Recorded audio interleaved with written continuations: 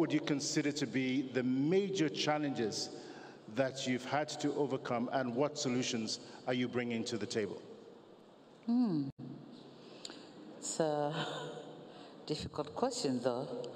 But the major challenges when I came in the office, the first one, as you said rightly, that I was the first female in East Africa to be the president, and Tanzania particularly.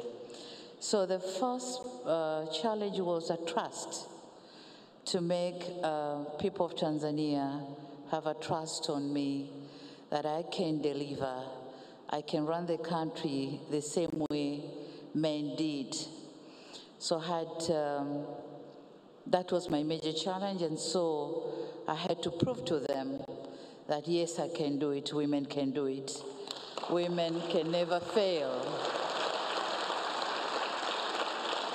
And I think within the course of 1 year, I've shown the women power that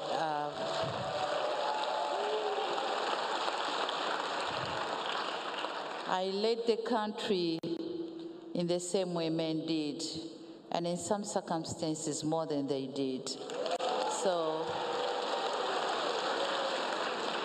but then the second challenge was I came in the office when the whole world was grappling with the COVID-19 pandemic.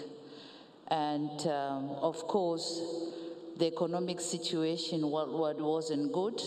In my country, the economy fell from 6.8 growth to 4%. So I had a challenging task of improving the economy.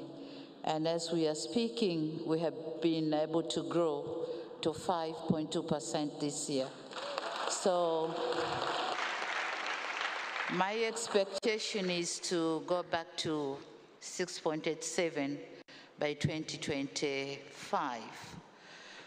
And the third was, as the economy went down, then my question in head was, where should I start? But then I'm very thankful to the multilateral organization, to the banks, specifically African Development Bank. They supported Tanzania heavily. They supported us in infrastructure development. Tanzania is well connected to the neighboring countries. The regions and districts of Tanzania are well connected by beautiful roads. But then they are supporting us on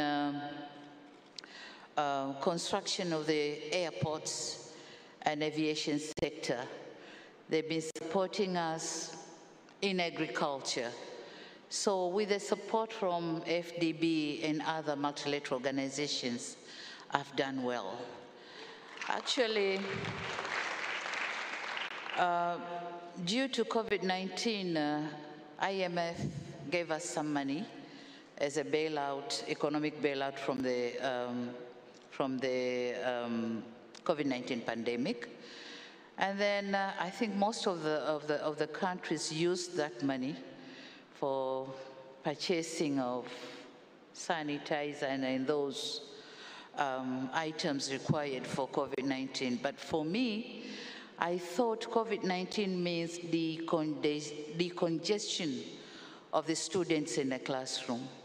Our classrooms had 100 to 120 pupils in one classroom. So I've been able to decongest them, and now I'm having 45 to 50 in one classroom. But then I thought COVID means availability of water. So I've taken that money and used them for supplying clean and safe water to most part of my country. And when I came in, the availability of water was about 72%, and I've moved to around close to 80%. And I'm expecting by 2025, I'll be 95 in urban areas and 85 in villages. So, but then I've also used that money for health, because COVID means starting treating people at the level of villages. So I've constructed about 350 health centers using that money, plus equipments, modern equipments, to the district and village levels. So I've done something which has never been done before. But my thanks to the African Development Bank, and I congratulate them for turning 50. And they say voices and stories. The voices have to be raised, I think, and stories to be told. So I'm telling the story about FDB, but then telling the stories and raising our voices wouldn't be enough. We have to raise our voice, asking the multilateral financiers to allow FDB to access to SDRs, because those are going to benefit Africa. We'll be close to get fund from our own bank for our own development. But then I was thinking that most global programs and plans should go in line with what we Africans are planning. And so through our own banks, funds have to be given to our own banks so that we can benefit from that. Yeah, thank you very much.